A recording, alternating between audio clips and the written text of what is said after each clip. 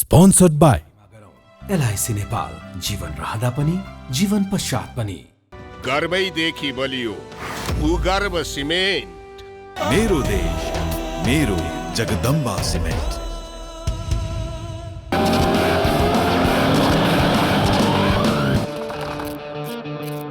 गुणस्तरीय प्लम्बिङको भरपर्दो नाम मार्बल। म पनि आजै नेपाल टेलिकमको एन्टी फाइबर सेवा लिन्छु। नेपाल टेलिकम, राष्ट्रको सञ्चार, राष्ट्रको शान, किसान। घरमै बसेर सजिलैसँग कोभिड-19 को परीक्षण गर्न सकिने एकदमै उपयोगी 15 मिनेट corona detect flow flex corona testing किट।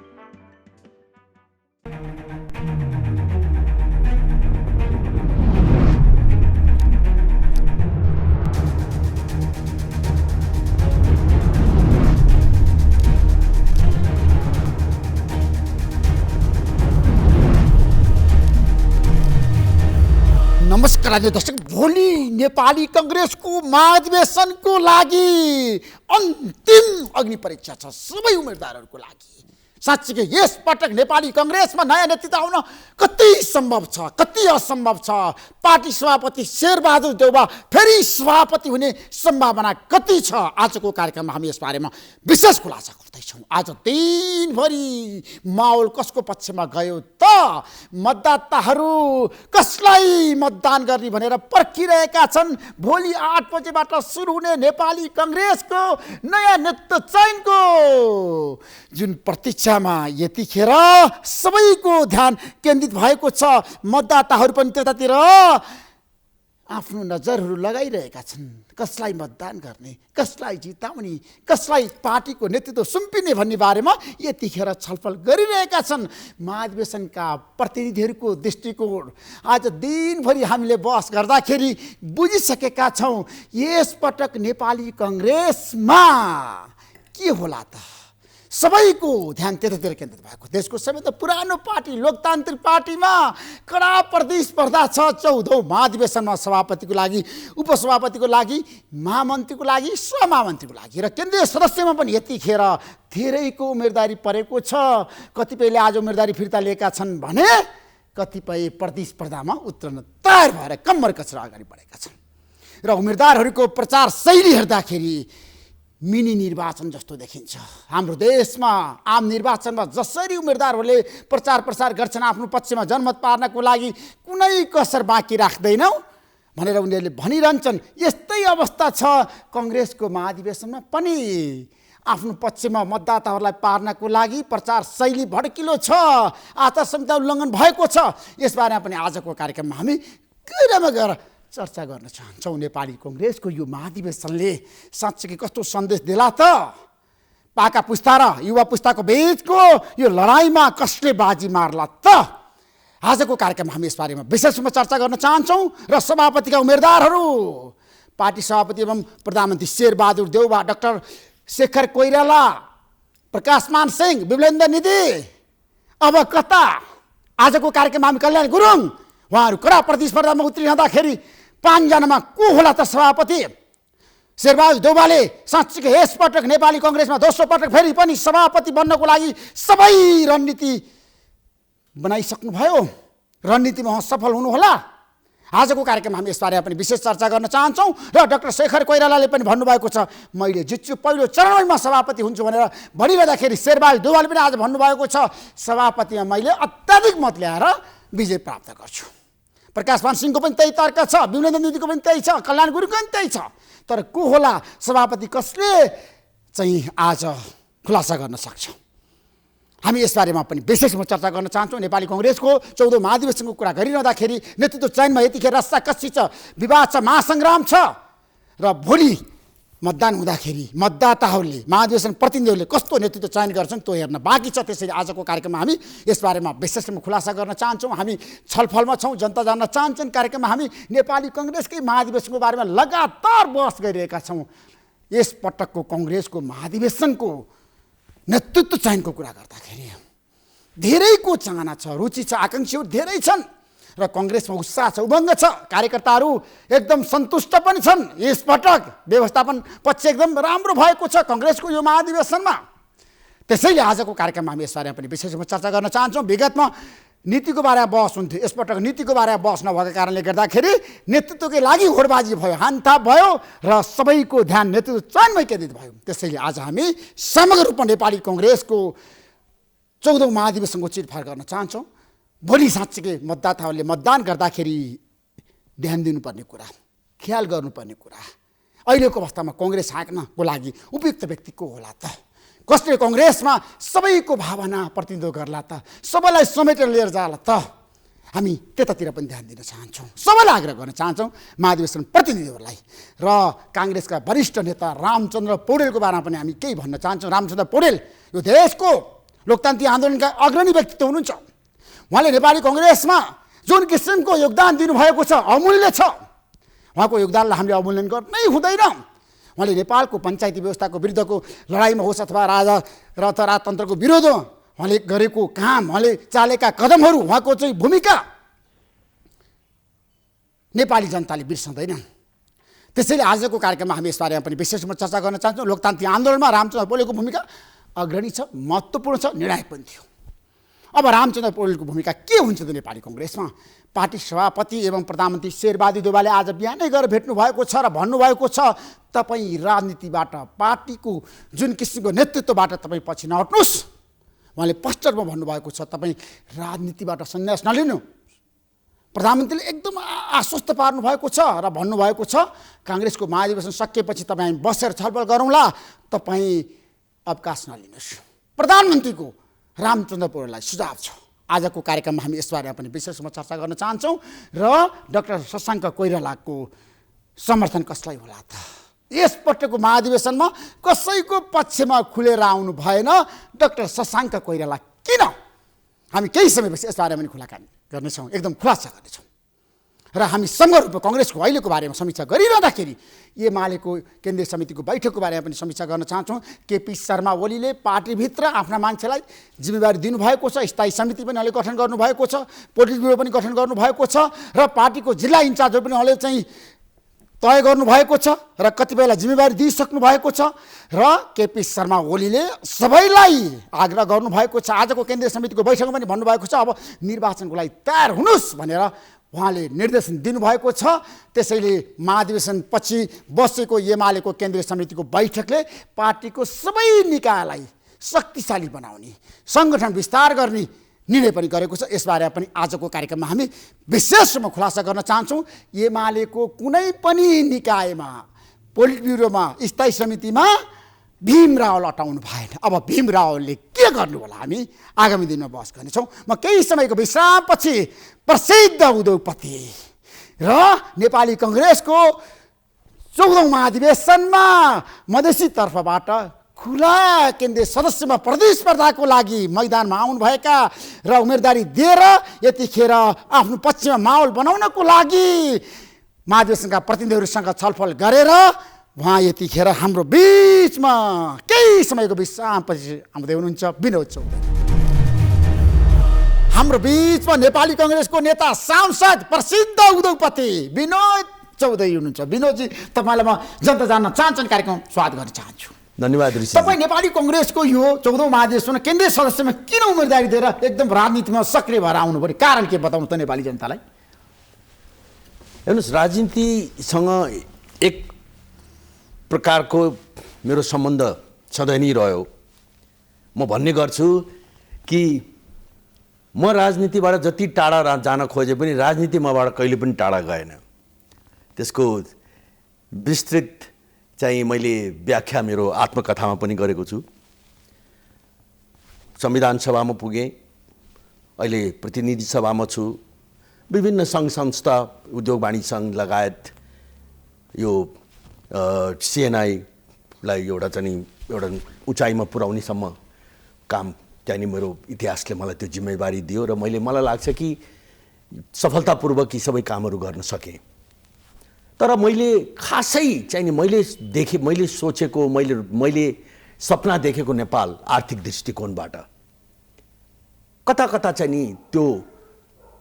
त्यो लक्ष्यमा हामी अगाडि नबढेका विभिन्न किसिमका राजनीतिक परिवर्तनहरू भए। म पनि अलिकति स्पष्ट भाषामा बोल्ने मान्छे, आफ्ना कुराहरू राख्ने मान्छे, सदनदेखि विभिन्न फोरमहरूमा तर त्यतिले मात्रै चेन्ज नआउने रहेछ। राजनीति भनेको सङ्गठनकै राजनीतिले पार्टीभित्र एउटा चेन्ज ल्याउन सकिँदो रहेछ र सङ्गठनको राजनीति गर्नको लागि तपाईँले ग्रासरुटमा नै आफूलाई उतार्नु पर्दो रहेछ। त मैले योपालि मैले निश्चय गरेँ कि मैले विगतमा पनि मैले सपना देखेँ। म जहिले पनि ठुलो सपना देख्ने मान्छे। है तपाईँ सपना देख्ने सपना कार्यान्वयन गर्नुपर्छ भन्ने पक्षमा पनि हो विनोद चौधरी भनेको एउटा भिजन भएको व्यक्ति पनि हो। मलाई के चाहिँ तपाईँले आज स्पष्ट रूपमा बताउनुहोस् भन्दाखेरि तपाईँ त मनोनीत पनि हुन सक्नुहुन्थ्यो। नेपाली कङ्ग्रेसमा तपाईँलाई पार्टी सभापतिमा प्रधानमन्त्री शेरबहादुर देउवाले मनोनीत गरेर पनि केन्द्रीय सदस्य ल्याउन सक्नुहुन्थ्यो। तर तपाईँले चाहिँ ओडादेखि नै प्रतिस्पर्धा गरेर अरू नेताको जस्तै गरी विनोद चौधरी नेपाली कङ्ग्रेसमा किन सक्रिय हुनुभयो क्या? यसको पछाडिको रहस्य के हो?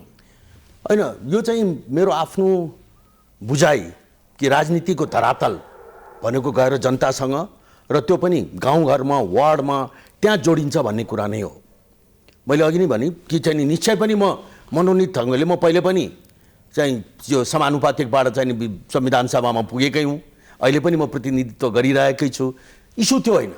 इस्यु के हो भन्नु होला भने कि तपाईँले यदि तपाईँले गम्भीर राजनीति गर्न चाहनुहुन्छ र राजनीतिको को माध्यमबाट एउटा ठुलो स्केलको चेन्जका लागि तपाईँ चाहिँ नि आफूलाई चाहिँ नि त्यसमा उतार्न चाहनुहुन्छ भने तपाईँको अगाडि कुनै सजिलो उपाय छैन। तपाईँ हेलिकप्टरबाट तल झरेर तपाईँ चाहिँ नि त्यसको चाहिँ तपाईँ त्यसलाई क्लेम गर्न सक्नुहुन्न। तपाईँ सक्रिय राजनीतिमै लाग्ने अब सबै जीवन बाँकी समय पुरा नेपाली कङ्ग्रेसमै अब तपाईँ राजनीतिको छ नि यात्रा सुरु गर्ने कुनै त्यसमा चाहिँ दुविधा छैन। म अब मैले मेरो बाँकी भएको समय मैले अघि भन्दै थिएँ, तपाईँले मलाई बिचमा रोक्नुभयो कि मैले जहिले पनि ठुलै स्केलको सपना देखेको छु। म एउटा चाहिँ नि साधारण चाहिँ पृष्ठभूमिको उद्यम गर्ने एउटा परिवारको सदस्य, एउटा सामुदायिक स्कुलमा पढेको, पब्लिक बसमा स्कुल जाने ब्याकग्राउन्डबाट म आएको मान्छे। मैले चाहिँ एउटा नेपालमा एउटा प्रतिष्ठित कर्पोरेट सेक्टरमा सबैले चाहिँ पत्याउने, सबैले चाहिँ रिस्पेक्ट गर्ने एउटा बनाउँछु भनेर लागेँ। त्यसपछि एउटा मल्टिनेसनल बनाउँछु भनेर म लागेँ। यी सबै एक किसिमले भन्ने हो भने मैले देखेका मेरा जीवनका बहुत महत्त्वपूर्ण सपनाहरू हुन् जसलाई मैले पछ्याइरहेँ। म जहिले पनि भन्ने गर्छु कि सपना देख्नुहोस्, पछ्याउनुहोस्, स्रोतले तपाईँलाई साथ दिन्छ। अबको मेरो सपना भनेको नेपालको सपना हो। म नेपाललाई एउटा चाहिँ नि अर्थतन्त्र केन्द्रित नेपाल, जहाँका राजनीतिक निर्णयहरू पनि डिप्लोमेटिक निर्णयहरू पनि यो मुलुकको लाभ र हानिका हिसाबबाट कसरी चाहिँ नि यी 5 लाख युवा जो नेपालको चाहिँ नि जब मार्केटमा हरेक वर्ष उत्रिन्छन्, 50,000 भन्दा बढ्ता हामी चाहिँ उनीहरूलाई हामीले कुनै रोजगारीको चाहिँ चाहे त्यो निजी क्षेत्रबाट होस् चाहे सरकारबाट होस् हामी ती अवसरहरू खोल्न सकिरहेका छैनौँ। 25 वर्षमा 26 वटा सरकारहरू बदलिए, 2/3 सरकार पनि चल्न सकेन। अहिले आएर अन्तमा आएर सामान्य प्रधानमन्त्री शेरबहादुरजीलाई विपक्षीले मात्र होइन, भएभरका अरू दलका मान्छेले मात्र होइन, पार्टीभित्रकै पनि अलग खेमामा भएका मान्छेले समेत तपाईँले सरकार चलाउनु पर्यो, नेतृत्व गर्नु पर्यो भनेर यो सरकार बनेको छ। त त्यस अर्थमा अहिले मेरो यो एउटा राष्ट्र नै एउटा चाहिँ नि बहुतै एउटा संवेदनशील घडीमा पुगेको बेलामा यो चाहिँ अहिले महाधिवेशन हुन गइरहेको छ। यो महाधिवेशनले खालि एउटा चाहिँ पुनः चाहिँ एउटा नेतृत्वलाई चाहिँ एउटा गतिशीलता दिने मात्रै होइन, एउटा चाहिँ नयाँ तबकाका 50% भन्दा बढ्ता नयाँ जेनेरेसनका मान्छेहरू चाहिँ योपालि महाधिवेशनका प्रतिनिधि भएर आएका छन्। म तिनीहरू सबैसँग संवादमा छु। आजै मैले उद्योग व्यापार र विभिन्न प्रोफेसनल ब्याकग्राउन्डका मान्छेहरूसँग अन्तर्क्रिया गरेँ। 300 भन्दा बढ्ता त्यस्ता मान्छेहरू प्रवेश गर्दैछन्। 40% भन्दा बढ्ता युवा जो नेपाली कङ्ग्रेसको महाधिवेशनमा सबै वेल एजुकेटेड, अहिलेको यो इन्टरनेटको समाजसँग जोडिएका, विश्वमा कहाँ के भइरहेको छ भन्ने कुरा राम्रोसँग देखेका, प्रसिद्ध उद्योगपति विश्वमा नाम कमाइरहेको विनोद चौधरी नेपाली कङ्ग्रेस पार्टीमा प्रवेश गरेर राजनीति गर्दाखेरि तपाईँलाई हानि हुँदैन, नोक्सान हुँदैन? तपाईँको व्यक्तित्वमा त्यसले चाहिँ नि असर पार्दैन? ऋषिजी, मैले कहिले पनि आफ्नो सङ्कल्प जब बनाइसकेपछि यसबाट मलाई हानि लाभ के हुन्छ भन्ने कुराको बारेमा चिन्ता गरिनँ। मैले जहिले पनि यही नै मेरो मनमा रह्यो। जब म तपाईँलाई स्मरण गराउँ, उद्योग वाणिज्य महासङ्घ पछि मैले चाहिँ नि एउटा अर्कै किसिमको चाहिँ नि एउटा रोजगारदाताहरूको संस्था बनाउनु पर्दछ, सिएनआई। त त्यो सिएनआईलाई खडा गर्ने क्रममा एक किसिमले भन्ने हो भने एउटा ठुलै जमात चाहिँ नि मेरो एगेन्स्टमा लाग्यो, खुट्टा तान्नका लागि, त्यो संस्था नबनोस् भन्नका लागि। किनकि मैले एउटा चाहिँ नि क्लियर एजेन्डा बोकेको एउटा चाहिँ इन्भेस्टमेन्टलाई ड्राइभ गर्ने एउटा छुट्टै प्रकारको संस्था चाहिँ निर्माण गर्नु आजको आवश्यकता हो भन्ने मैले महसुस गरेँ। समयले साथ दियो, त्यो संस्था मात्रै बनेन मात्रै होइन कि त्यो संस्थाले आज बेपत्ता, म त यो एउटा खालि उदाहरणका लागि म तपाईँलाई भन्न गइरहेका छु। त्यसै गरिकन मैले आजसम्म विभिन्न चाहिँ समयकालमा संविधान सभादेखि लिएर अहिलेको पार्लियामेन्टमा समेत आफूलाई लागेका कुराहरू म भन्ने गर्छु। आज यो चाहिँ 80को दशक पछि, त्योभन्दा अगाडिका चाहिँ हामीले चाहिँ एसियन टाइगर्सको कुरा छोडौँ, 80को दशक पछि पनि विभिन्न मुलुकहरूले आफ्नो काँचुली फेरेका छन्, नपत्याउने किसिमले आफूलाई विकासमा उतारेका छन्। इस्ट युरोपियन कन्ट्रिजहरू आज चाहिँ हाम्रो चाहिँ यो इन्डो चाइना भन्छन्, लाओस, क्याम्बोडिया, भियतनाम जस्ता मुलुकहरू, किन साउथ एसियाकै कुरा गर्नुहोस्, आज बङ्गलादेशको तस्बिर बदलिएको छ। बङ्गलादेश साउथ एसियाको सबभन्दा चाहिँ गतिशील, सबभन्दा, त मलाई के लाग्छ भन्नु होला भने कि आज यी सबै कुरालाई फर्केर हेर्दाखेरि के देखिन्छ भने त्यसमा नेतृत्व गर्नुपर्छ विनोद चौधरी। अथवा विनोद चौधरीले अब राजनीति गर्दाखेरि अर्थमन्त्री, परराष्ट्र मन्त्री, प्रधानमन्त्री बन्नुपर्छ, त्यसैले मैले अब नेपाली कङ्ग्रेसमै सक्रिय भएर राजनीति गर्नुपर्छ भन्ने सोच बनाउनु भयो त तपाईँले? अब तपाईँको तपाईँको प्रश्नलाई कुन रूपबाट जवाब दिन चाहन्छु भन्नु होला भने मेरो आफ्नो बुझाइ के रह्यो भने कि नेपालमा चाहिँ नि जीवनभर त्याग गरेका, जेल भोगेका नेताहरूको कमी छैन, हिजो पनि थिएन। नेपालमा पटक पटक चाहिँ विभिन्न 46 साल पछिकै कुरा गर्ने हो भने पनि धेरै प्रकारका प्रयोगहरू भए, धेरै प्रकारका चाहिँ परिवर्तनहरू आए, राजनीतिक क्रान्तिहरू भए ठुला ठुला। 12 वर्षको सशस्त्र चाहिँ द्वन्द्वको अवसान समेत, त्यसको समेत म्यानेजमेन्ट, व्यवस्थापन एउटा चाहिँ आपसी समझदारीबाट भए, तर मुलुक बनेन। त त्यसका पछाडिका कारणहरूलाई चाहिँ कोट्याएर हेर्दाखेरि मेरो आफ्नो निष्कर्ष के रह्यो भने कि राजनीति, पोलिटिकल विल र पोलिटिक्समा त्यहाँ त्याग, तपस्या, जेल, क्रान्ति र त्यसको लागि गरिनुपर्ने आन्दोलनको एउटा आफ्नै पाटो छ जसलाई हामी सबैले सम्मान गर्नुपर्दछ। त्यसैले आज मुलुकलाई यो ठाउँमा पुर्याएको छ भने अर्कोतर्फ प्रोफेसनल तपाईँ हामी जस्ता व्यक्तिहरू जसले कि रिसोर्सलाई म्यानेज गर्न सक्छन्, व्यवस्थापन गर्न सक्छन्। नेपालको समस्या भनेको व्यवस्थापनको समस्या हो, प्राकृतिक स्रोतको समस्या होइन, नेपालमा भएका अवसरहरूको समस्या होइन। त यी दुईटाको बिचमा जबसम्म फ्युजन हुँदैन, यसले एकले अर्कालाई रिप्लेस गर्ने होइन, एकले अर्काको हात जोड्ने हो, साझेदारी गर्ने हो। र त्यसै अर्थमा म अघि भन्दै थिएँ तपाईँलाई चाहिँ म नन रेजिडेन्ट नेपालभन्दा बाहिर दुःख सुख गरेर नेपाललाई चाहिँ हर किसिमबाट, आर्थिक दृष्टिकोणबाट, सामाजिक दृष्टिकोणबाट, व्यावसायिक दृष्टिकोणबाट सपोर्ट गर्ने एउटा ठुलो तबकासँग म भेटेर आएँ। उद्योग व्यापारका क्षेत्रबाट 300 भन्दा बढी चाहिँ विभिन्न चाहिँ नेपाली कङ्ग्रेसका सक्रिय चाहिँ तहमा चाहिँ नेतृत्वमा भएका चाहिँ अरूसँग भेटेर आएँ। सबैको पीडा यही नै छ कि हामी केही गर्न चाहन्छौँ मुलुकको लागि, हामी पार्टीको लागि केही गर्न चाहन्छौँ, हामी पार्टीको माध्यमबाट राज्यमा केही गर्न चाहन्छौँ। हाम्रो पहिचान त्यही हो, हाम्रो चिनारी त्यही हो। त यो त्यो किसिमको वातावरण बनाउनका लागि तपाईँहरू जस्ता मान्छेहरू जसले कि तपाईँहरू एउटा प्रतिनिधि पात्र हुनुहुन्छ, म त्यो स्वीकार्छु पनि। हामी भनेको एउटा चाहिँ जेनेरेसनबाट अर्को जेनेरेसनलाई ह्यान्डओभर गर्ने एउटा केवल एउटा ब्रिज हौँ। अहिले यो महाधिवेशनमा एकातर्फ चाहिँ भनौँ न ठुलो लामो इतिहास बोकेका नेताहरू अगाडि उत्रिएका छन्। उनीहरूको मेच्योरिटी, उनीहरूले चाहिँ आजसम्म हासिल गरेको अनुभव र उनीहरूले सबैलाई मिलाएर लिएर जान सक्ने क्षमता, जस्तो शेरबहादुर देउवाजीको जो देखिया छ अहिले सबै पार्टीहरू फुटे। यही बिचमा पनि हेर्ने हो भने यहाँसम्म कि भर्खर खुलेका पार्टीहरू समेत फुटे, तर नेपाली कङ्ग्रेस आफ्नो ठाउँमा इन्ट्याक्ट छ। त एकातर्फ त्यसलाई कन्टिन्युटी दिनुपर्ने आवश्यकता छ भने अर्कोतर्फ एउटा नयाँ जोस, एउटा नयाँ एनर्जी नेपाली कङ्ग्रेसमा यो दुईटाको फ्युजनबाट नेपाली कङ्ग्रेसले एउटा नयाँ ऊर्जा प्राप्त गर्छ। त्यो जेनेरेसनको कुरा भयो। अर्कोतर्फ रिसोर्सको म्यानेजमेन्ट, व्यवस्थापन र पोलिटिकल विल, पोलिटिकल दृढता, पोलिटिकल साहस, राजनीतिक साहस, यो दुईटाको फ्युजनले मुलुक बन्छ। होइन, मुलुक बनाउनको लागि त नेता चाहियो क्या। अहिले नेतै छैन देशमा भनेर जनताहरूले भन्न थालिसके नि। दूरदर्शी नेता, इमानदार नेता, त्यति हल्कासँग यसलाई जनप्रिय नेता, त्यति हल्कासँग हामीले चाहिँ भयभरका नेताहरूलाई चाहिँ क्षितिजबाट हटाउन पनि मिल्दैन।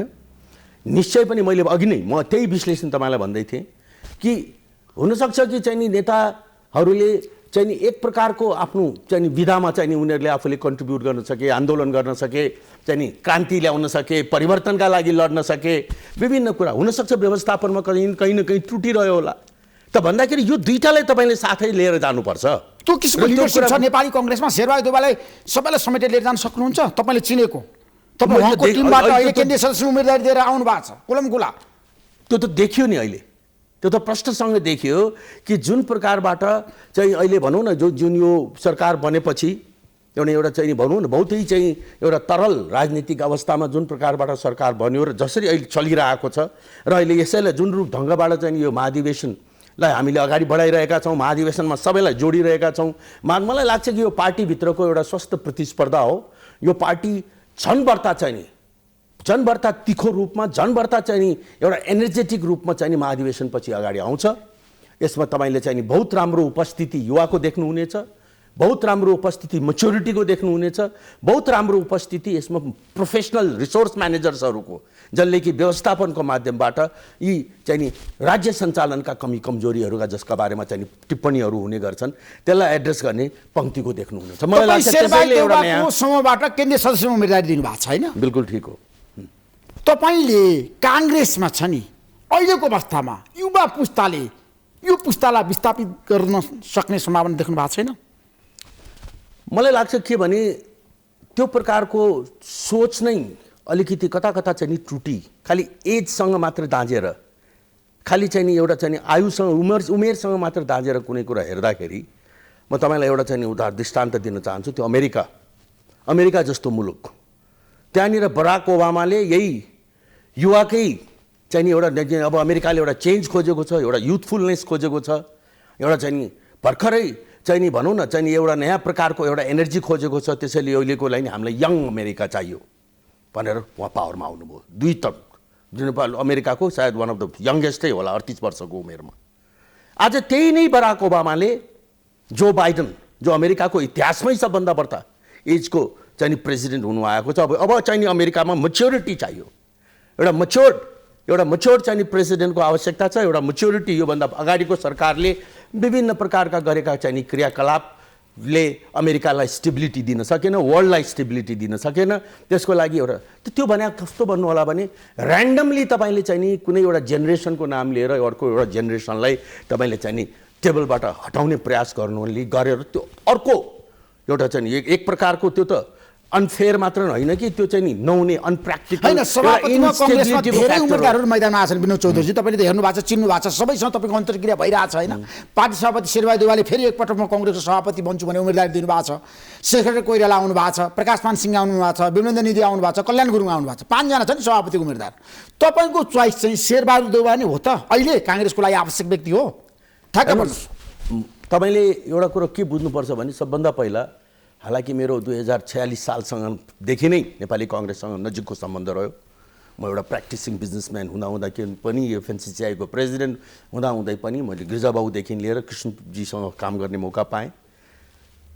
अहिलेको बेलामा मलाई चाहिँ नि आजभन्दा 4 वर्ष अगाडि अहिले संस्थापनका वर्तमान सभापति उहाँले आउनुहोस् तपाईँले आफ्नो अनुभव नेपाली कङ्ग्रेसमा त्यसलाई चाहिँ नि त्यसको चाहिँ नि नेपाली कङ्ग्रेसको प्लेटफर्मबाट त्यसलाई अलि लार्जर चाहिँ नि एउटा चाहिँ राष्ट्रका हितमा तपाईँले प्रयोग गर्नुहोस् भनेर मलाई आह्वान गर्नुभयो, बोलाउनु भयो, मलाई त्यो मौका दिनुभयो। त्यसको लागि म उहाँप्रति अनुग्रहित छु।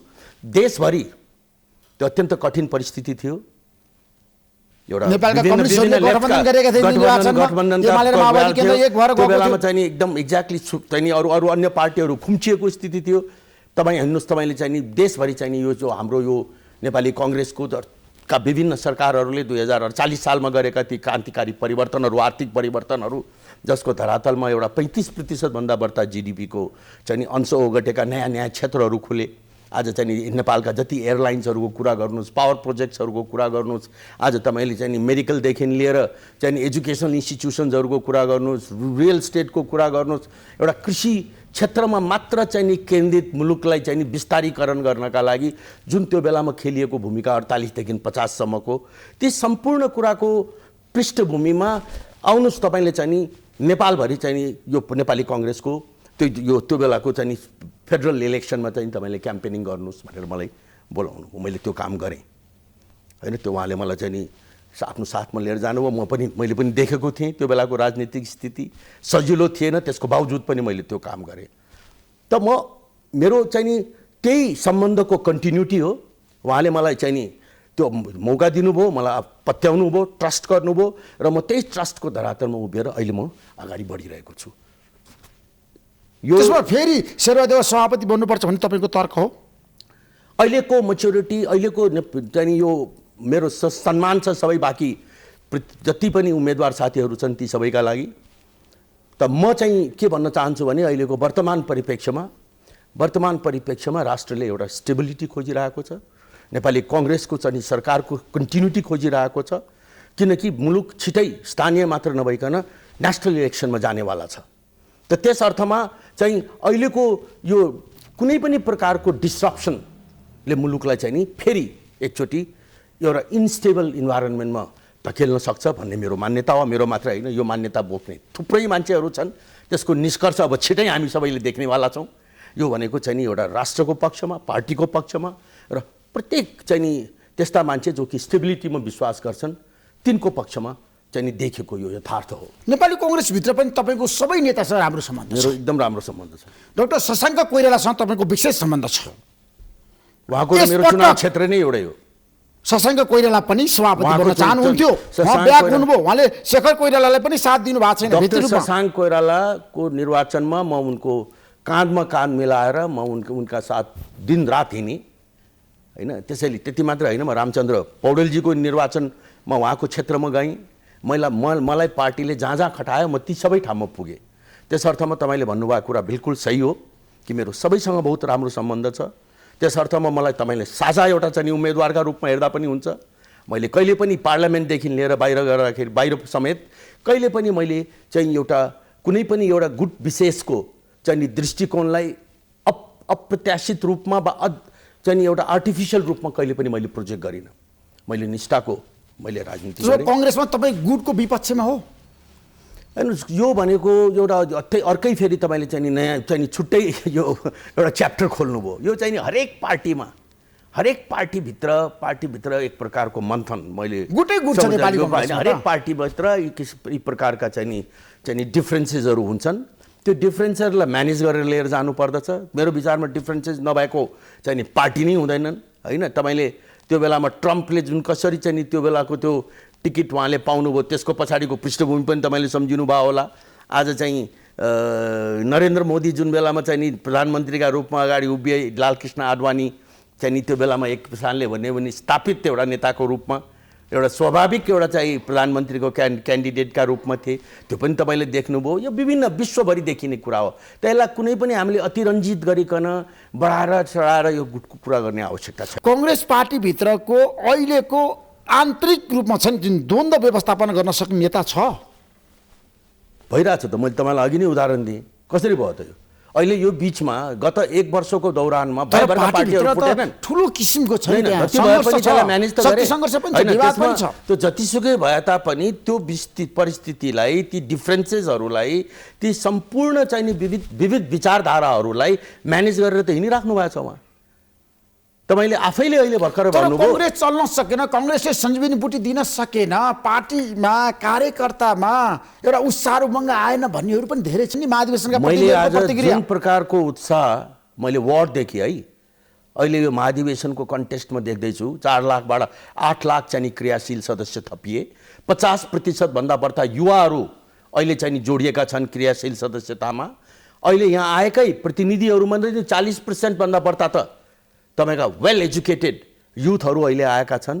यही हो एनर्जी भनेको, एउटा नयाँ एनर्जी। मलाई लाग्छ परिवर्तन हुनुपर्छ। यो नेतृत्वले कांग्रेसलाई हाँक्न सक्दैन, देशलाई हाँक्न सक्दैन, आगामी निर्वाचनमा कांग्रेसलाई बहुमतमा पुर्याउन सक्दैन भन्नेहरू पनि छन्। हेर्नुहोस्, यो त एउटा कस्तो भने डेमोक्रेटिक प्रोसेस हो। सबलाई आफ्नो विचारधारा रिप्रेजेन्ट गर्ने अधिकार छ। सबलाई आफ्नो त्यसैको लागि चाहिँ नि ब्यालेटको प्रयोग हुनेवाला छ जुन भोलि खस्नेवाला छ। त मेरो बनाएको मतलब पनि कुनै पनि किसिमका आग्रह र पूर्वाग्रहले मात्र यो देश चल्दैन, पार्टी चल्दैन, कुनै पनि संस्था चल्दैन, एउटा परिवार पनि चल्दैन। तपाईँले चाहिँ गुण र दोषको आधारमा त्यसलाई र परिस्थिति, वर्तमान परिस्थितिको आधारमा र त्यो परिस्थितिले जन्माउने ती अनगिनत चाहिँ ती समस्या र चुनौतीका आधारमा आफूले निर्णय लिनुपर्छ भन्ने मेरो भनाइ हो। अब कङ्ग्रेस पार्टी एउटा विशाल पार्टी हो, ठुलो पार्टी हो, मास बेस पोलिटिकल पार्टी हो। तपाईँलाई थाहा छ नेपालमा लामो इतिहास बोकेको प्रजातान्त्रिक पार्टीमा तपाईँ आउनु भएको छ र तपाईँले राजनीति गर्ने घोषणा पनि गर्नुभएको छ। आज कङ्ग्रेसको केन्द्रीय सदस्यमा उम्मेदवारी दिएर मसँग तपाईँ जनता जान्न चाहन्छन् कार्यक्रममा आइरहँदाखेरि विनोदजी तपाईँलाई सबैको मत प्राप्त हुन्छ, सबै समूहको? मलाई विश्वास छ। मलाई के विश्वास छ भने सबैले मलाई चाहिँ नि एउटा चाहिँ नि चेन्ज, एउटा चाहिँ नि नयाँ, म एउटा प्रतिनिधि पात्रका रूपमा मैले अघि पनि भने, एउटा व्यवस्थापनको विद्यार्थीका रूपमा, एउटा चाहिँ कठिन परिस्थितिमा समेत उद्यम र व्यापारको क्षेत्र पनि कठिन परिस्थितिबाट नगएको होइन। 12 वर्षको द्वन्द्वकाल पनि रह्यो, विभिन्न प्रकारका चाहिँ अवरोधहरू तर रहे। पहिलोपटक त्यसको बावजुद उद्योगपतिहरू चाहिँ पनि यतिखेर कङ्ग्रेसको केन्द्रीय सदस्यमा उम्मेदवारी दिएर मैदानमा आएका छन् क्या। तपाईँ आउनु उमेश श्रेष्ठ आइरहनु भएको छ, अरू पनि थुप्रै आएका छन्, 300 भन्दा बढी नेपाली होइन कांग्रेसका। महादेशका प्रतिनिधिहरू त धेरै छन्, तर उद्योगपतिहरू चाहिँ तपाईँ र उमेश श्रेष्ठको एउटा टिम आयो नि त अहिले खुलेर। होइन, हामी हेर्नुहोस् यसको पृष्ठभूमि तपाईँ हेर्नुहोस्, हामी सबैले एउटा कुराको अघि मैले तपाईँलाई बताएँ कि नेपाली कङ्ग्रेसभित्र एउटा कुराको कस्तो मतलब हामीले आफूलाई रियलाइजेसन के गर्यौँ भने कि हामीहरू जस्ता मान्छे नेपाली कङ्ग्रेसमा छौँ र व्यवस्थापनका समस्याहरूले गर्दाखेरि हामीसँग रिसोर्सेस हुँदाहुँदै पनि त्यो रिसोर्सेसको सदुपयोग गर्न नसक्नका कारणले मुलुकले दुःख पाइरहेको छ, यो युवा पङ्क्तिले दुःख पाइरहेको छ। अघि पनि मैले 5 लाख युवाको मैले अघि कुरा गरेँ होइन, त्यो बहुत दुःख लाग्दो एउटा परिस्थिति हो। त यस्तो स्थितिमा हामीले के गर्ने भनेर हामीले पार्टी सभापतिलाई हामीले भन्यौँ कि हामी जस्ता मान्छे यहाँ छौँ, यसलाई चाहिँ नि एउटा चाहिँ नि के भने यो पार्टीलाई एउटा गरी खानेको पार्टी बनाउनु पर्यो, खै खाने र माई खानेको होइन। आफ्नो खुट्टामा उभिएका कार्यकर्ता जन्माउनु पर्यो, ताकि त्यो आफ्नो खुट्टामा त्यो 2 लिटर तेल पेट्रोल हालेर प्रचार गर्ने कार्यकर्ताले एउटा स्वाभिमानी नेता जन्माउनु सक्दैन ऋषिजी। त त्यस्तो चाहिँ पार्टी बन्नु पर्यो जसका नेता पनि स्वाभिमानी हुन्, त्यसको कार्यकर्ता पनि स्वाभिमानी हुन्, र त्यो स्वाभिमानको लडाइँमा आफ्नो खुट्टामा उभिएको एउटा बलियो अर्थतन्त्रमा उभिएको एउटा चाहिँ गरी खाने यो वर्गलाई त चाहिँ नि अगाडि हामीले बढाउन सक्छौँ। तपाईँको समूह त गरी खाने समूहले काम गरेको छ त देशभरि, गरेको छ। हाम्रो चाहिँ 1 वर्षको दौरानमा गरी बसाएको पक्षमा म तपाईँलाई चाहिँ नि सुन्नुहोस् मेरो कुरा, यो गरी खाने भन्ने एउटा अभियान एउटा चाहिँ नि के भने एउटा सन्देशमूलक अभियान हो। हामीले 77 जिल्लामा यसको चाहिँ नि सन्देश दियौँ कि अबको बेला भनेको एउटा चाहिँ नि अहिलेको यो युवा जसले केही गर्न चाहन्छ त्यसलाई चाहिँ नि सजिलोसँग चाहिँ नि उसको रिसोर्स चाहिँ नि पुर्याइदिने हो। पहिले पनि चाहिँ नि विभिन्न किसिमका चाहिँ नि प्रोग्राम अन्तर्गत यस्ता किसिमका चाहिँ नि के अरे घोषणाहरू नभएका होइनन्, तर त्यो खाडल पुरा हुन सकेन। किनकि कस्तो स्थिति थियो भन्नु होला भने तपाईँसँग आइडिया छ, तर त्यो आइडियालाई तपाईँले प्रोजेक्टमा पैसा चाहियो नि त विनोदजी, त्यसको लागि त्योभन्दा पहिला गरी खानको लागि पनि पैसा चाहियो, पैसा बिना कसैले केही गर्न सक्छ? मलाई बोल्न दिनुहोस् न। तपाईँले त्यो प्रोजेक्टलाई एउटा कुनै तपाईँमा केही गर्न चाहनुहुन्छ भने तपाईँको त्यो चाहनालाई, तपाईँको त्यो ड्रिमलाई, तपाईँको त्यो सोचलाई पहिला त तपाईँले एउटा परियोजनाको रूप दिनु पर्यो, अनि त्यसपछि त्यही परियोजनालाई चाहिँ नि तपाईँले धितो राखेर तपाईँलाई चाहिँ नि तपाईँले धान्न सक्ने कस्टमा तपाईँलाई लोन दिनु पर्यो। पैसा तपाईँले जुन कुरा गर्नुभयो नि एकदम सत्य भन्नुभयो, गरी खानेले त्यही खाडल चाहिँ नि पुरा गरेको छ। नीतिगत लबिङ गर्नु पर्यो, पहिला थिएन।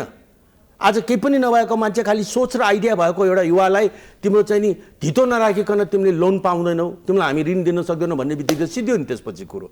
उसँग यदि धितो राख्नको लागि जायजता भएको भए र भनौँ न कसैको घरै होला रे एउटा, त उसको बाबुआमाले उसलाई राख्न दिन्छ र? एउटा नयाँ भर्खर आएको एउटा केटाले, यङ केटाले म एउटा चाहिँ नि कम्प्युटर सप खोल्छु, म यो प्रकारको एउटा चाहिँ नि व्यवसाय गर्छु भन्दा त गर्न दिँदैन। त भनेपछि यही नै हो चेन्ज। अहिले प्रत्येक ब्याङ्कले, नेपाल राष्ट्र ब्याङ्कको वर्तमान पोलिसी अनुसार प्रत्येक ब्याङ्कको प्रत्येक शाखाले चाहिँ नि कमसेकम 10 ब्याङ्क मात्र होइन, वित्तीय हरेक संस्थाहरूले कमसेकम 10वटा यस्ता प्रोजेक्टहरू बिना धितो ऋण दिनुपर्दछ। त यो चेन्ज भनेको यो हो। यसले गर्दाखेरि 50,000 भन्दा बढी प्रोजेक्टहरू वार्षिक रूपमा चाहिँ नि खडा हुनेवाला छन्। त्यसको लागि आधारशिला बन्दैछ। त्यसको लागि दुःख पाएका, काम नपाएका बेरोजगारी कार्यकर्ताहरू धेरै छन् नि, उनीहरूलाई व्यवस्थापन गर्न सक्नुहुन्छ तपाईँहरूले? हेर्नुहोस्, एउटा प्रतिस्पर्धाको युग हो होइन। तपाईँले चाहिँ नि कसैलाई पनि औला समातेर धेरै टाढा पुर्याउन सक्नुहुन्न। उसलाई आफ्नो खुट्टामा उभ्याउनु पर्छ होइन, उसलाई आफ्नो खुट्टामा उभिने, तर त्यो मान्छेलाई आफ्नो खुट्टामा उभिने बिना कुनै अवरोध, बिना कुनै त्यसलाई कसैलाई छिड्की नलगाइकन त्यसलाई अगाडि बढ्ने वातावरण चाहिँ बनाइदिनु सक्नुपर्छ। त्यो बनाउन सक्नुहुन्छ तपाईँहरूको? त्यो हामीले बनाउने काममा हामीले अगाडि बढिरहेका छौँ र मलाई लाग्छ कि त्यो यसले एउटा चाहिँ एउटा नेसनल मुभमेन्टको रूप लिइसकेका छ। पोलिसी चेन्जेसहरू भइरहेका छन्। प्रत्येक चाहिँ नि फाइनेन्सियल इन्स्टिट्युसन्सहरू त्यसका पार्ट बन्दैछन् र अब यो बिचमा यो कोभिड भयो, विभिन्न किसिमका चाहिँ अवरोधहरू आए, तर त्यसको बावजुद पनि त्यसले एउटा चाहिँ रूप लिँदैछ। र इस्यु भने चाहिँ नि यो खालि एउटा गरिखाने अभियानको होइन, गरिखाने भनेको एउटा मानसिकता हो, गरिखाने भनेको एउटा दृष्टिकोण हो। आज हामी ती मान्छेको पक्षमा उभिन चाहन्छौँ जो केही गर्न चाहन्छ, जो चाहिँ नि राजनीतिलाई पेसा बनाउन चाहँदैन। राजनीति भनेको पेसा होइन, राजनीति भनेको समाजलाई बलियो बनाउने, समाजलाई सेवा गर्ने एउटा माध्यम हो। र त्यो सेवा गर्छु भनेर अगाडि उभिने पर्ने मान्छे पहिला ऊ आफू सक्षम हुनु। अब त राजनीति हाम्रो त्यो पेसा भइसक्यो। कसरी कमाउने, कसरी भ्रष्टाचार गर्ने, कसरी आफ्नो परिवारलाई पाल्ने, त्यसैले त सबैले चेन्ज खोजेका छन् नि, होइन र ऋषिजी? त्यो चेन्ज ल्याउन अघिदेखि म एकहोरो बोल्दै थिएँ, तपाईँ चाहिँ नि त्यो गर्न सक्छ र हुन्छ र सबैले के भनिरहेका छन् भन्ने जुन कुराको चाहिँ पृष्ठभूमिलाई पटक पटक भन्दै हुनुहुन्थ्यो, त्यही हो। म तपाईँले भनेको कुरालाई म स्वीकार्छु कि एउटा आमूल चाहिँ नि चेन्ज पार्टीको फङ्सनिङ सिस्टम स्टाइलमा, पार्टीका प्रायोरिटिजहरूमा। मैले अघि पनि भने, म फेरि दोहोऱ्याउन चाहन्छु कि इभन चाहिँ नि राजनीतिक निर्णयहरू पनि, इभन चाहिँ नि मल्टिनेसनल र बाइल्याटरल और मल्टिल्याटरल निर्णयहरू पनि, डिप्लोमेटिक निर्णयहरू पनि अरू मुलुकको यदि कुरा गर्नुहुन्छ भने आफ्नो देशको आर्थिक हानि र लाभका अवधारणाबाट प्रेरित हुन्छन्। मुलुकलाई यदि तपाईँले इकोनोमिक सेन्ट्रिक बनाउने हो, डेभलपमेन्ट सेन्ट्रिक बनाउने हो भने तपाईँले यो अनावश्यक चाहिँ हरेक ठाउँमा तगारो, हरेक ठाउँमा आर्बिट्री चाहिँ नि यो चाहिँ नि अधिकार चाहिँ नि आफ्नो हातमा बसेर त्यसलाई चाहिँ जुन प्रकारबाट चाहिँ नि भनौँ न एउटा मान्छेलाई उकुस मुकुस केही गरौँ भन्ने चाहने मान्छेहरूलाई उकुस मुकुस, तपाईँसँग आफ्ना रेगुलेटिङ एजेन्सिजहरू छन् नि। यदि कसैले चाहिँ नि कुनै पनि पोलिसीलाई चाहिँ नि अब्युज गर्छ, त्यसलाई चाहिँ नि मिसयुज गर्छ भने त्यसलाई ठिक गर्नका लागि त तपाईँसँग विभिन्न, तपाईँले त नेपालमा छ नि अब औद्योगिक क्रान्ति गर्नको लागि होइन, नेपालमा छ नि एउटा कर्पोरेट सिस्टमलाई अगाडि बढाउनको लागि महत्त्वपूर्ण भूमिका निर्वाह गरेको व्यक्ति हो। तर मलाई के बताउनुहोस् भन्दाखेरि एउटा उद्योगपति कुनै पोलिटिकल पार्टीमा गएर राजनीति गर्न गाह्रो हुँदैन भने समस्या हुँदैन? गाह्रो, एकदम गाह्रो। मैले तपाईँलाई भने तपाईँलाई त्यहाँ त काम गर्नको लागि समस्याको सृजना गरिरहेछन् नि। म आज पनि मैले यो कुरा स्वीकार्छु अनि स्वीकार्नै पर्छ कि मतलब के भने राजनीतिलाई मान्छेले जुन हल्का रूपले होइन म राजनीति गर्छु भन्छन्, वा राजनीति गर्नेहरूलाई जुन हल्का रूपले लिने जुन मानसिकता छ, उनीहरूलाई म सबभन्दा पहिला राजनीति यदि साँच्चीकै बुझ्ने हो भने धरातलमा आउनुहोस् भनेर म भन्न चाहन्छु। अहिले म आएको छु। अहिले म चाहिँ नि मैले वार्डदेखि लिएर मैले आफ्नो जीवनको एउटा चाहिँ अहिले यो उमेरमा आएर पनि मैले यो जीवनको एउटा नयाँ जर्नी, नयाँ यात्रामा म एउटा नयाँ अध्यायमा लागेको छु। एक किसिमले भन्नुहुन्छ भने मैले साँच्चीकै राजनीति के हो, राजनीतिका ती जटिल चाहिँ नि विभिन्न पक्षहरू के हुन्, जनता के चाहन्छन्, तपाईँकै कार्यक्रम जस्तो होइन, जनताले के खोज्दा रहेछन्, जनताको मानसिकता के रहेछ, जनताले ती सम्पूर्ण कुरालाई एउटा बुझ्ने मलाई अहिलेको यो हाम्रो पार्टीको विधानले पनि र मेरो आफ्नै सोचले पनि कि सङ्गठनभित्र यदि तपाईँको भूमिका छैन भने र तपाईँ जनताबाट यदि निर्वाचित हुनुहुन्न भने तपाईँले चाहिँ गम्भीर रूपमा चाहिँ कुनै राजनीतिक परिवर्तन ल्याउन सक्नुहुन्न। र यदि कुनै ठुलो स्केलको आर्थिक परिवर्तन तपाईँले ल्याउने हो विकासकै कुरा गर्दाखेरि पनि भने त्यो गर्न सकिने प्लेटफर्म भनेको राजनीति नै हो। म तपाईँलाई एउटा उदाहरण दिन्छु, म जहिले पनि भन्ने गरेको छु कि विनोद चौधरीले एउटा चाहिँ चौधरी उद्योगग्राम बनाउन सक्ला, सिजी जस्तो सबैले पत्याएको, सबैले चाहिँ नि एउटा रेस्पेक्ट गर्ने एउटा चाहिँ कर्पोरेट बनाउन सक्ला, एउटा शाश्वत धाम बनाउन सक्ला, उन्नति कल्चर भिलेज बनाउन सक्ला।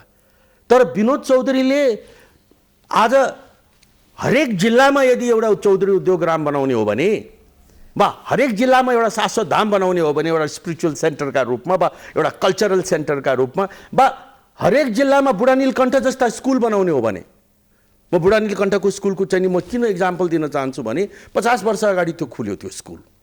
त्यो स्कुलमा जन्मे, त्यो स्कुलले पढाउने, सेन्ट जेभियर्सका कुरा छोडौँ, त्यो त कुनै बेलामा सभ्रान्तहरूले पढ्ने ठाउँ भनेर भन्थे। बुढा नीलकण्ठ स्कुल भनेको त त्यो देशभरिका चाहिँ नि स्टुडेन्टहरूलाई अफोर्ड गर्न नसक्ने स्टुडेन्टहरूलाई समेत ल्याएर पढाउने एउटा बहुतै राम्रो एउटा सिस्टमको डेभलपमेन्ट भयो। तर यी 50 वर्षको दौरानमा एउटा बुढा नीलकण्ठ दुईटा बन्न सकेन। आज चाहिँ नि सत्तामा बसेको राइट मान्छेले यदि निर्णय गर्ने हो भने एउटा निर्णयले प्रत्येक जिल्लामा बुढा नीलकण्ठ स्कुल खोल्न सक्छ। त्यो एउटा खालि मैले तपाईँलाई एउटा इक्जाम्पल भनेको power of political chair for change. होइन, समाजलाई रूपान्तरण गर्नुपर्छ, परिवर्तन गर्नुपर्छ देशलाई। राष्ट्रलाई रूपान्तरण गर्नको लागि पोलिटिकल प्लेटफर्म नै सबभन्दा इफेक्टिभ टुल हो। राजनीति मूलनीति हो देशको। जबसम्म मूलनीति सचिँदैन सुधिँदैन देशमा केही पनि गर्न सकिँदैन। तर मेरो प्रश्न सुन्नुहोस् है विनोदजी, एकदम गम्भीर प्रश्न छ तपाईँलाई। किनभने तपाईँ आज जसरी नाम कमाइरहनु भएको छ नि, एउटा उद्योग गरेर, व्यापार गरेर, व्यवसाय गरेर, तर आज राजनीतिमा तपाईँले जसरी आफूलाई फड्को मार्छु, कङ्ग्रेस पार्टीमा गएर अब सुरुबाटै एउटा जिरोबाटै काम गर्छु भनेर जसरी लाग्नु भएको छ नि, आज तपाईँ नेपाली कङ्ग्रेसको 14औं महाधिवेशनमा केन्द्रीय सदस्यमा उम्मेदवारी दिएर कार्यकर्ताको बिचमा छलफलमा हुनुहुन्छ। कङ्ग्रेस पार्टी जस्तो एउटा ठुलो पार्टीमा तपाईँलाई टिक्न देला नि त्यहाँ? समयले बताउला। अहिलेसम्म टिक्या छु, टिक्या मात्रै छैन, अहिलेसम्म सबैको सहयोग पाएको छु, अगाडि बढेको छु। मैले जुन होइन म जुन प्रकारको जब म चाहिँ नवलपुरको चाहिँ सङ्गठनको राजनीतिमा मैले प्रवेश गरेँ, धेरै अगाडि पनि होइन, हालसालकै कुरा हो होइन। म त्योभन्दा अगाडि मैले चाहिँ चुनाव प्रचार गरेँ होला, तर सङ्गठनमा म कहिले पनि पैसा थिएन। मलाई सबैले खुला हृदयले स्वागत गरे कि हो विनोद चौधरी जस्तो मान्छे अब हाम्रो माझमा आयो। त्यो नेपाली जनता बहुत उदार छन्। हेर्नुहोस्, नेपाली कार्यकर्ता पनि, राजनीतिक कार्यकर्ता पनि बहुत उदार छन्। त्यो कुण्ठा छैन। हुनसक्छ एउटा सानो तबका कहीँ न कहीँ होला कि जसले चाहिँ एकले अर्कालाई छेक्न खोज्नु, त्यो स्वाभाविक हो, हरेक खेलमा हुन्छ, त्यो उद्योगमा हुन्छ, व्यापारमा हुन्छ, स्पोर्ट्समा हुन्छ, हरेक ठाउँमा हुन्छ। त त्यसलाई तपाईँले फेस गर्न सक्नुपर्दछ। तपाईँको आफ्नो यदि तपाईँको सङ्कल्प बलियो छ र तपाईँमा तपाईँमा चाहिँ त्यो दृढता र त्यो साहस छ र तपाईँ त्यो परिस्थितिलाई तपाईँ मुलुक म्यानेज गर्छु भनेर, तपाईँ मुलुकको व्यवस्थापन गर्नका लागि हामीहरू जस्ता मान्छेहरू चाहिन्छ। मुलुकको स्रोत व्यवस्थापन गर्नका लागि, डेभलपमेन्टका प्रोग्राम्सहरू म्यानेजमेन्ट गर्नका लागि तपाईँले त्यो परिस्थिति म्यानेज गर्न सक्नु भएन भने तपाईँले पहिले नै छोड्यो नि। र एउटा कुरा है, अर्को म तपाईँलाई एउटा अर्को कुरा पनि म के बताउन चाहन्छु भने कि मैले जीवनमा 45 वर्ष भयो मैले एउटा सक्रिय जीवन बिताएको, एउटा उद्यमीको हैसियतले, एउटा बिजनेस लिडरको हैसियतले, र अनि धेरै हदसम्म, केही हदसम्म चाहिँ नि एउटा राजनीतिक कर्मीको हैसियतले, किनकि संविधान सभामा पनि रहेँ, अहिले पनि छु। अब एउटा पोइन्टमा आएपछि मैले एउटा मेरो आफ्नो लाइफको एउटा टर्निङ पोइन्टमा आइसकेपछि मैले केही न केही ठोस निर्णय लिनु जरुरी थियो। मैले सुन्नुहोस्, मेरो नेक्स्ट जेनेरेसनले हाम्रो अर्गनाइजेसनलाई गतिशील रूपमा अगाडि बढाउँछ भन्ने मलाई पुरो विश्वास छ, त्यो भइ पनि रहेको छ। अब मैले चाहिँ नि गर्ने भनेको तिनै गएर चाहिँ नि दिनरात अल्झिएर बस्ने हो, वा मैले जे जति जानेको छु त्यसलाई एउटा राष्ट्रको चाहिँ एउटा भनौँ न एउटा बृहत विकासका लागि, एउटा युवाको त्यो सपनालाई चाहिँ नि मूर्त रूप दिनका लागि मैले आफूले जानेको कुरा एउटा पोलिटिकल प्लेटफर्मबाट मैले गर्ने हो। र यदि मैले त्यो गर्न सकेँ भने खुनोस्। त्यसो तपाईँ अब चौधरी ग्रुपबाट बाहिरिनु भयो? म चौधरी ग्रुपको सक्रिय भूमिकाबाट बाहिरिएँ। तपाईले सबै जिम्मेवारी तपाईको छोरालाई दिनु भयो। एक्जिक्युटिभ भूमिका छैन, कुनै पनि म एक्जिक्युटिभ काममा म संलग्न छैन। अब एउटा उद्योग व्यवसायमा विनोद चौधरी नलाग्ने, उद्योग व्यापारको पुरा समय राजनीतिमा मात्रै सक्रिय हुने। अब मेरो अहिलेको प्राथमिकता भन्नुहोस्, अहिलेको मेरा चाहिँ नि भावी कार्यक्रमहरू भन्नुहोस्, म अहिले पूर्णकालीन रूपमा म राजनीतिमा छु। मैले चौधरी ग्रुपको सिजीको नेसनल र इन्टरनेसनल जर्नीमा हाम्रो नेक्स्ट जेनेरेसन र हाम्रो म्यानेजमेन्ट टिमलाई दिनुपर्ने नीति निर्देश, मैले एडभाइस, त्योबाट म टाढा जान सक्दिनँ, म वञ्चित रहन सक्दिनँ। तर म कुनै पनि प्रकारको चाहिँ एक्जिक्युटिभ भूमिकामा म छैन र म रहन चाहन्न। तर तपाईँसँग भएका ती अर्बपति खर्बपति होइन, विनोद चौधरीको कुरा गर्छु क्या म, तपाईँसँग धेरै सम्पत्ति छन्, ती सम्पत्ति तपाईँको छोरा नातिले संरक्षण गर्न सक्छन्? विश्वास छ विनोदजी? मलाई पुरा विश्वास। उनीहरू सक्षम भएर मैले भने उनीहरू 15-20 वर्षदेखि लागिरहेका छन्। उनीहरूको पनि पेटमा त्यही प्रकारको चाहिँ एउटा चाहिँ हङ्गर फर चाहिँ यसलाई चाहिँ हामीले थामेर राख्नुपर्छ, यसलाई अझ ठुलो बनाउनुपर्छ, यसले अझ बहुत ठुलो प्रभाव पार्नुपर्छ भन्ने त्यो एउटा सोच र त्यो चिन्तन र त्यो किसिमको कमिटमेन्ट मैले दिएँ। किन तपाईँ त विश्व सामु नेपालमा छ नि आज विनोद चौधरी भनेको को भन्दाखेरि नेपालको खर्बपति हो नि त, सबैले चिनेको छ नि तपाईँलाई। र आज आएर तपाईँ त विश्वव्यापी रूपमा तपाईँको सञ्जाल छ नि, लगानीमा ती सबै छोरालाई दिने, परिवारलाई दिने? दिइसकेको छु बाबा, तपाईँ कहिले कुरा गर्नुहुन्छ? उनीहरूले काम गर्न सक्छन् तपाईँको तपाईँ दाँजोमा? देखिराख्नु भएको छैन? त्यो क्षमता आज छ। उनीहरूले मेरो विचारमा तपाईँले सबैलाई चिन्नुहुन्छ, ती सबैले यो संस्थालाई अर्को तहमा पुर्याउनका लागि बहुत राम्रो भूमिका खेलिराख्नु भएको छ होइन। उनीहरूले मलाई चाहिँ नि एउटा रिस्पेक्ट दिने आफ्नो ठाउँमा छ होइन। त्यसलाई म चाहिँ नि अत्यन्त चाहिँ नि हृदयदेखि नै मलाई खुसी पनि लाग्छ। आज आवश्यकता मेरो म यस्तो पनि समय रह्यो कि महिनामा म 20 दिन 25 दिन बाहिर घुम्थेँ यही एक्सपेन्सनको कन्टेस्टमा। अहिले एउटा यस्तो पनि समय आएको छ कि म हप्तौँसम्म अफिस जान्न, म यो राजनीतिमै लागेर बसिरहेको छु। होइन, गाउँमा गएर बस्नुहुन्छ गाउँमा गएर तपाईँ? बस्छु, नवलपुरमा गएर नवलपुरमा गएर बसिरहेको छु। एउटा चाहिँ नि मलाई के लाग्छ भने जीवनमा विनोद चौधरी यतिखेर नवलपुरमा घुमिरहेछ क्या? एउटा कस्तो हुँदो रहेछ भने मैले देखेको, म जहाँबाट सुरु गरेँ तपाईँसँगको यो वार्ता म ती नै फेरि जान्न चाहन्छु। केही कुरा चाहिँ नि प्रारब्ध र नियतिले पनि निर्धारित गर्दो रहेछ कि मैले चाहेको भए म विश्वको कुनै पनि भागमा गएर बस्न सक्थेँ। एउटा चाहिँ नि ग्लोबल ट्रेन्ड पनि त्यही नै छ कि मान्छेहरू इभन भारत भनौँ वा अरू कुनै मुलुकका पनि अलिकति सक्सेसफुल अलि ठुलो भएपछि अझ ठुलो सपना बोक्छ उसले, र त्यो ठुलो सपनाको लागि ठुलै त्यस्तो पेइङ ग्राउन्ड खोज्न थाल्छ। London, New York. मलाई कहिले पनि नेपालबाट बाहिर गएर त्यो प्लेइङ ग्राउन्ड भन्ने भएन। तर निकै चर्चा र बहस भयो नि त। विनोद चौधरी त अब नेपाल छोडेर जाँदै हुन्छ, सम्पत्ति मैले विदेशमा त लिएर सुनेको थिएन है, जानु तपाईँले कहाँ सुन्नुभयो? मैले त कहिले पनि सुनिनँ। मलाई लाग्छ कि नेपालले मलाई राम्रोसँग चिनेको छ। विनोद चौधरी भनेको चाहिँ एउटा विनोद चौधरी एउटा नेसनलिजम, नेपालको चाहिँ नि नेपालप्रतिको यसको प्रेम, स्नेह, प्रेम त्यो चाहिँ नि कुटेर भरिएको मान्छे हो। यहाँसम्म कि उसले दुबईमा होटल खोर्यो भने पनि त्यहाँ नेपालको झन्डा फहराउँछ भन्ने कुरा नेपाली जनताले राम्रोसँग देखेका छन्, बुझेका छन्। त्यसैले त्यो दुविधा कहिले पनि मेरो मनमा पनि रहेन, जनताको मनमा पनि रहेन। त्यसो भए तपाईँ विदेशमा किन लगानी गरिरहनु भएको छ त? त्यो मेरो चाहिँ नि मेरो जेनेरेसनका अलग अलग फ्यामिलीका मेम्बर्सहरूले एउटा नेपालको एउटा प्रतिष्ठित अन्तर्राष्ट्रिय बहुराष्ट्रिय आज विश्वका अरू मुलुकहरूले चाहिँ नि बहुराष्ट्रिय कम्पनीहरू बनाउन सक्छन् भने नेपाली नन रेजिडेन्ट नेपालीहरूले नेपाली चाहिँ नि बहुराष्ट्रिय कम्पनी किन नबनाउने? नेपालमा चाहिँ नि यदि म्यागीको उत्पादन हुनसक्छ भने वाइवाईको उत्पादन विश्वभरि किन नहुने? यिनै कुराको सेरोफेरोमा र यो कुरालाई चाहिँ नि हामीले धेरैचोटि चर्चा गरिसकेका छौँ होइन। आजको चाहिँ नि विषय पनि त्यो होइन, आजको प्रायोरिटी पनि त्यो होइन। अहिलेको सबभन्दा गम्भीर इस्यु भनेको के हो भने देशले एउटा चेन्ज खोजिरहेको छ। त्यो चेन्ज दिने पार्टी पटक पटकको एउटा टेस्टेड चाहिँ नि इतिहास पल्टाएर हेर्नुहोस् तपाईँ 7 सालदेखि त्यो चेन्ज दिने पार्टी भने नेपाली कङ्ग्रेस नै हो। यो पालिको चेन्ज भनेको यसको चाहिँ नि यदि एबिसी भनेर भन्ने हो भने सबभन्दा इम्पोर्टेन्ट कुरो भनेको स्टेबिलिटी हो। मुलुकले अब फेरि चाहिँ नि कुनै पनि प्रकारको इन्स्टेबल सरकार चाहिँ नि के अरे परिस्थिति चाहिँ नि धान्न सक्दैन। अहिलेको यो स्टेबिलिटीलाई अगाडि बढाएर झन् मजबुत बनाएर लिएर जानुपर्दछ। एक बी अब भन्ने चाहिँ नि अब आउने दिनहरूमा हाम्रो इकोनोमीको म्यानेजमेन्ट, हाम्रो आर्थिक विकासका एजेन्डाहरू त्यसले चाहिँ नि पार्टीको पनि केन्द्र बिन्दुमा त्यसले आफ्नो स्थान बनाउन सक्नुपर्दछ, राज्य सञ्चालन प्रक्रियामा पनि त्यसले गराउन सक्नुपर्दछ। र यो काम भनेको प्रोफेसनल होइन, प्रोफेसनल र चाहिँ नि हार्डकोर पोलिटिसियन भनौँ न, जसले कि जीवनै आफ्नो राजनीतिमा बिताए। म तपाईँलाई एउटा इक्जाम्पल दिन चाहन्छु, मैले पहिले पनि कुरा गरेको छु। भारत चाहिँ नि एउटा चाहिँ नि समाजवादको यात्रा गर्दा गर्दै एम्बेसडर गाडी चढ्ने युगबाट बाहिर निस्किन नसक्ने स्थितिमा झेलिएको समय थियो। नरसिम्हा राव प्रधानमन्त्री भएर आए। नरसिम्हा रावले त्यो बेलामा यस्तो किसिमको सरकार इनहेरिट गरे जुन सरकार लगभग टाट पल्टिएको थियो।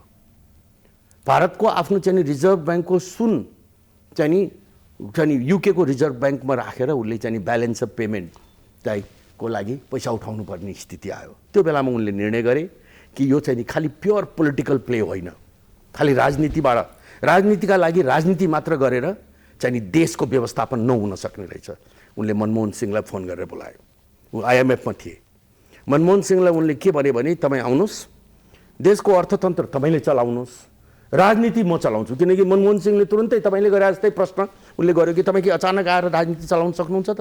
राजनीति तपाईँले गर्न सक्नुहुन्छ त? तपाईँले गर्न सक्नुहुन्छ? राजनीति गाह्रो छ नि। मेरो कुरा म तपाईँलाई त्यही भन्दैछु कि राजनीति आज चाहिँ नि म चाहिँ नि जीवनभर राजनीति मात्र गर्ने मान्छेले जीवनभर राजनीति गरेर त्यो ठाउँमा आफूलाई एउटा चाहिँ नि ठाउँमा पुर्याएका मान्छेहरूसँग म आज आएर ओभरनाइट उनीहरूसँग म कम्पिटिसन गर्छु भन्नु कुरा चाहिँ नि त्यो एउटा चाहिँ अस्वाभाविक कुरा हो।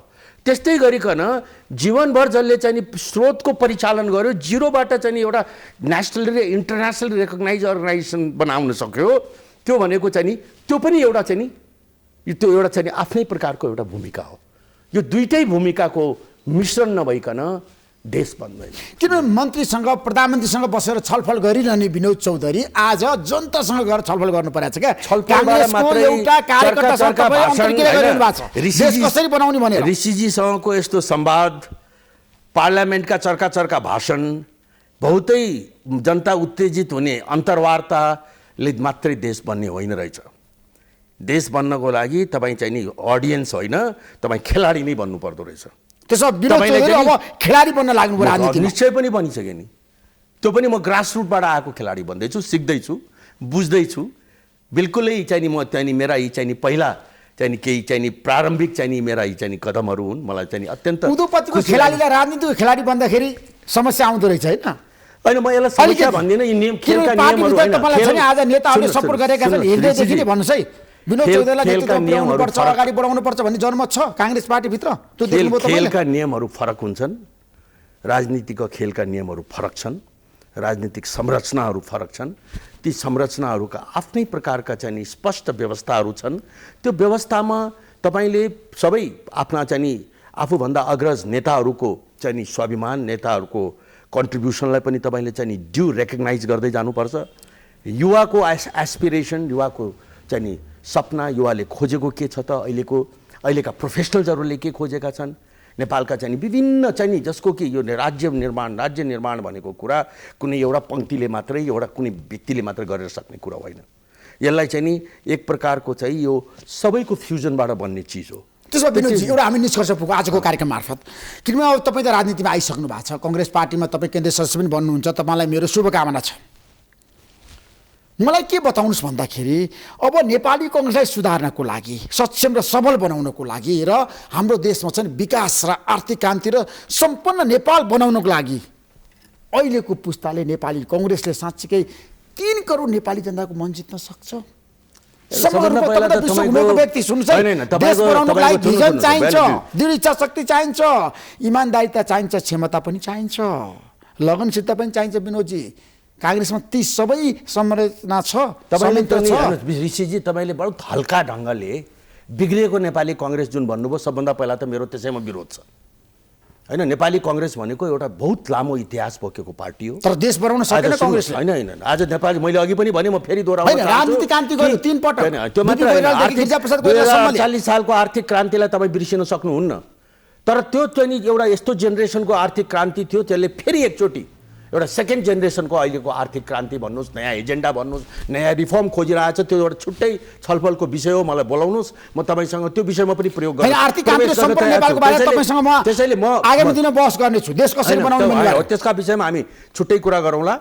आजको विषय भनेको तपाईँको नेपाली कङ्ग्रेस एउटा चाहिँ नि यस्तो हरेक तहमा मैले आफूले देख्दैछु, म तलदेखि माथिसम्म देख्दैछु कि नेपाली कङ्ग्रेस साँच्चीकै केही होस्। एउटा नेपाली कङ्ग्रेसभित्र एक प्रकारको चाहिँ वर्तमान सभापति शेरबहादुर देउवाले यसलाई चाहिँ नि सम्हालेर चाहिँ नि एउटा अर्को पुस्तालाई हस्तान्तरण गर्ने वातावरण बनाउनका लागि हतारिएर होइन, कसैले चाहिँ नि घचेड्दैमा होइन, त्यो बाटोमा उहाँ हिँडिराख्नु भएको छ। त्यसको हामीले सम्मान गर्न सक्नुपर्दछ। रामचन्द्र पौडेलजीको पनि सम्मान गर्न सक्नुपर्दछ हामीले।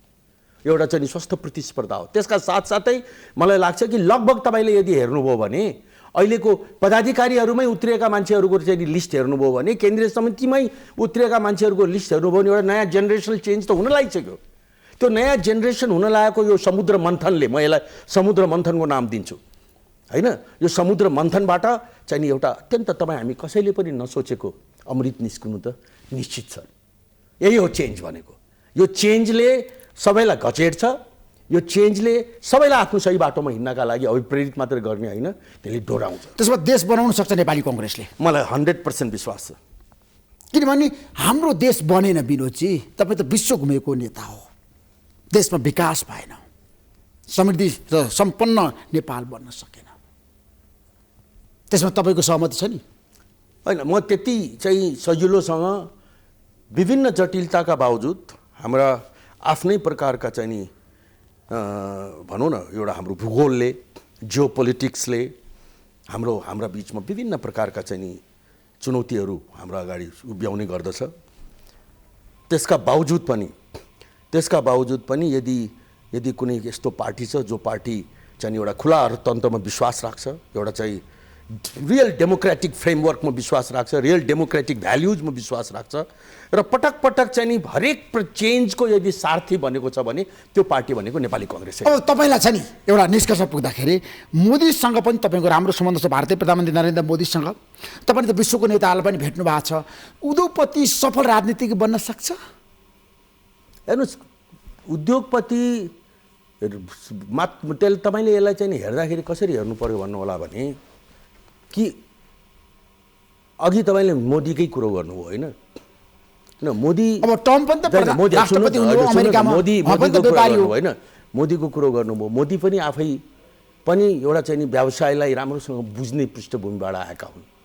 आज उनकै क्याबिनेटको यदि कुरा गर्नुहुन्छ भने नितिन गडकरीदेखि लिएर अमित शाहदेखि लिएर आज पीयूष गोयलसम्म यी सबै व्यावसायिक पृष्ठभूमिबाट, कोही चार्टर अकाउन्टेन्ट छ, कोही उद्योगपति छ, कोही व्यावसायिक छ। त यो मेरो भनाइ मतलब के भने उद्योगपति व्यापारी भन्ने बित्तिकै जुन एउटा हेर्ने दृष्टिकोणलाई तपाईँहरूले चाहिँ नि मिडियाको माध्यमबाट पनि झन् पुस गर्दै जानुहुन्छ। राजनीतिभित्र पनि एक प्रकारको तबका छ जसले चाहिँ नि यसलाई चाहिँ नि यो आफ्नो चाहिँ नि यो किता काट गरेर राख्नुपर्छ, नत्र भने भोलि चाहिँ नि अर्कै किसिमको चाहिँ नि परिस्थिति नआओस् भन्नेहरू पनि त्यहाँ प्रशस्त छन्। त्यो मानसिकताबाट हामी बाहिर निस्किनुपर्छ। प्रश्न उद्योगपति व्यापारीको होइन, प्रश्न भनेको कुन पेसाबाट आउने भन्ने पनि होइन।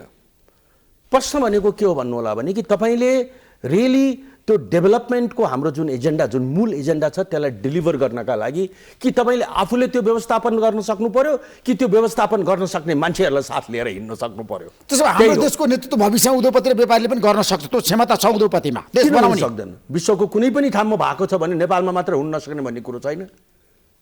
यदि चाहिँ नि तपाईँहरू जस्ता मान्छेले अल द टाइम चाहिँ नि यसलाई जहिले पनि एक प्रकारले आइसोलेट गरेर यसलाई चाहिँ नि जहिले पनि कन्ट्रोभर्सियल रूपमा प्रेजेन्ट गर्ने काम रोकिदिनु भयो भने र तपाईँले यसका सकारात्मक पक्षहरूलाई एउटा व्यवस्थापक है, एउटा चाहिँ नि निजी क्षेत्र भनेको चाहिँ नि खालि उद्यमी र व्यापारी होइन, एउटा शिक्षक पनि हो होइन, एउटा चाहिँ नि तपाईँको चाहिँ निर्माण व्यवसाय पनि हो, एउटा चाहिँ इन्जिनियर पनि हो, एउटा डक्टर पनि हो। त्यो जुनसुकै पेसाको मान्छे पनि हुनसक्छ। कुनै पनि किसिमको राष्ट्र निर्माणको एउटा बृहत एजेन्डाको ठेका कुनै पनि एउटा कुनै पर्टिकुलर पृष्ठभूमिबाट आएको मान्छे उद्योगपतिले पैसा कमाउन सक्छन्, आफू सम्पन्न बन्न सक्छ, देश बनाउन सक्दैन भन्ने आरोप छ। देश बनाउनको लागि पनि तिनै सिद्धान्तहरूलाई तपाईँले मुटुमा त्यो मुलुकको इन्ट्रेस्ट राखेर अगाडि बढ्न सक्नुपर्छ। सिद्धान्त तिनै हुन्, त्यो भनेको व्यवस्थापन, रिसोर्सको व्यवस्थापनै हो। Thank you so much Vinod Chaudhary. Thank you. तपाईँलाई बधाई र सफलताको शुभकामना दिन पाऊँ। धन्यवाद। नमस्कार। नमस्कार।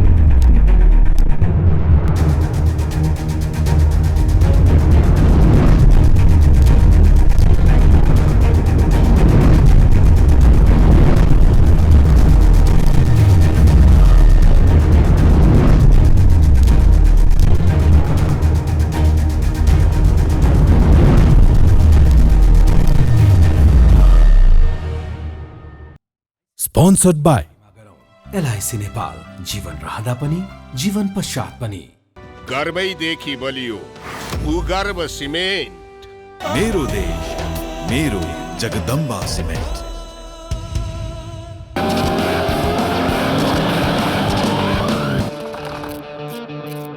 गुणस्तरीय प्लम्बिङको भरपर्दो नाम मार्बल।